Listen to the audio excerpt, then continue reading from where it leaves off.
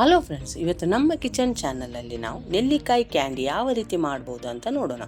ಇಲ್ಲಿ ಒಂದು 1/4 kg ಅಷ್ಟು ನೆಲ್ಲಿಕಾಯನ್ನು ತಗೊಂಡು ನಾನು ಒಂದು ಇಡ್ಲಿ ಪಾತ್ರೆಯಲ್ಲಿ ಹಬೆಯಲ್ಲಿ ಬೇಯಿಸ್ಕೊತಿದ್ದೇನೆ ಫ್ರೆಂಡ್ಸ್. ಇದನ್ನೊಂದು 10 ನಿಮಿಷ ನಾವು ಬೇಯಿಸ್ಕೊಂಡ್ರೆ ಸಾಕು.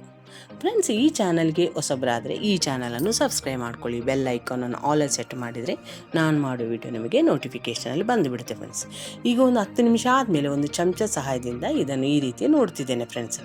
ಈಗ ಇದು ತಣ್ಣಗಾದಮೇಲೆ ನೆಲ್ಲಿಕಾಯಿಯನ್ನು ಈ ರೀತಿ ಕಟ್ ಮಾಡ್ಕೋಬೇಕು. ಒಂದು ಚಾಕುವಿನ ಸಹಾಯದಿಂದ ಅದರಲ್ಲಿರೋ ದಾರದ ಕಡೆನೇ ಚಾಕು ಹಾಕಿ ಈ ರೀತಿ ಕಟ್ ಮಾಡ್ಕೋಬೇಕು ಫ್ರೆಂಡ್ಸ್.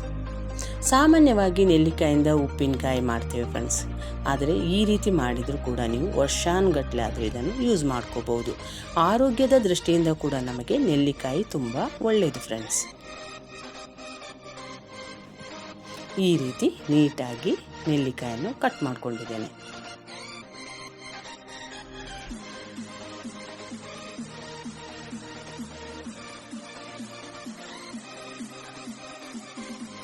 ಅದರ ಬೀಜವನ್ನು ತೆಗೆಯಬೇಕು ಫ್ರೆಂಡ್ಸ್.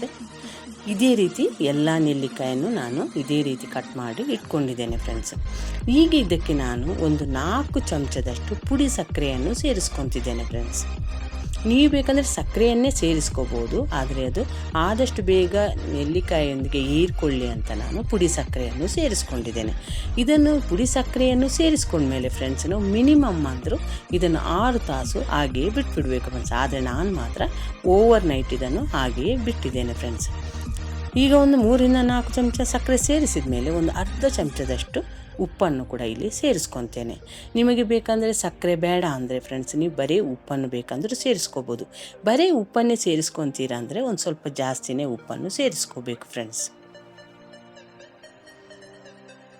ಈ ರೀತಿ ನೀವು ಸಕ್ಕರೆ ಜೊತೆ ನೆಲ್ಲಿಕಾಯನ್ನು ಮಿಕ್ಸ್ ಮಾಡಿದ ಮೇಲೆ ಒಂದು 4 ದಿವಸ ನೀವು ಬಿಸಿಲಲ್ಲಿಟ್ಟರೆ ನಮಗೆ ಬೇಕಾದಂಥ ನೆಲ್ಲಿಕಾಯಿ ಕ್ಯಾಂಡಿ ರೆಡಿಯಾಗುತ್ತೆ ಫ್ರೆಂಡ್ಸ್. ಅದನ್ನು ನೀವು ವರ್ಷಾನುಗಟ್ಟಲೆ ಇಟ್ಟರು ನೀವು ಅದನ್ನು ಯೂಸ್ ಮಾಡ್ಕೋಬೋದು ಫ್ರೆಂಡ್ಸ್, ಅದು ಕೆಡೋದಿಲ್ಲ. ಈಗ ಈ ರೀತಿ ಸಕ್ಕರೆ ಹಾಕ್ಕೊಂಡ್ಮೇಲೆ ಇದನ್ನೊಂದು ಸಲ ಚೆನ್ನಾಗಿ ಮಿಕ್ಸ್ ಮಾಡಿ ನಾನು ಇದನ್ನು ಓವರ್ ನೈಟ್ ಹಾಗೆಯೇ ಬಿಡ್ತಿದ್ದೇನೆ ಫ್ರೆಂಡ್ಸ್. ಈಗ ಓವರ್ ನೈಟ್ ಆದಮೇಲೆ ಇದರಲ್ಲಿ ಇಷ್ಟು ನೀರು ಬಂದಿದೆ ಫ್ರೆಂಡ್ಸ್. ಈ ನೆಲ್ಲಿಕಾಯಿ ನೀರನ್ನು ಚೆಲ್ಲಬಾರ್ದು. ನೀವು ಬೇಕಂದರೆ ಇದನ್ನು ಶರ್ಬತ್ತು ಮಾಡ್ಕೋಬೋದು, ಅದು ಒಂದು ಅರ್ಧ ಗ್ಲಾಸ್ ನೀರು ಅದಕ್ಕೆ ಸೇರಿಸ್ಕೊಂಡು ಬೇಕಂದ್ರೆ ನೀವು ಅದನ್ನು ಕುಡಿಬೋದು ಫ್ರೆಂಡ್ಸ್.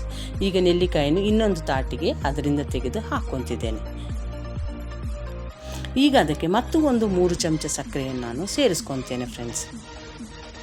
ನೆಲ್ಲಿಕಾಯಿ ಸ್ವಲ್ಪ ಹುಳಿಯಾಗಿರುವುದರಿಂದ ಅದಕ್ಕೆ ಒಂದು ಸ್ವಲ್ಪ ಸಕ್ಕರೆಯನ್ನು ಜಾಸ್ತಿನೇ ಸೇರಿಸ್ಕೋಬೇಕು.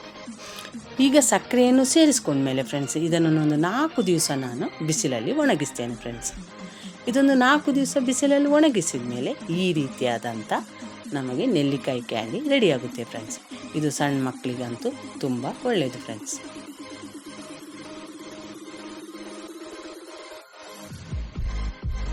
ಈ ವಿಡಿಯೋವನ್ನು ನೀವು ನೋಡಿದ್ದಕ್ಕೆ ನಿಮಗೆ ತುಂಬ ಧನ್ಯವಾದಗಳು ಫ್ರೆಂಡ್ಸ್.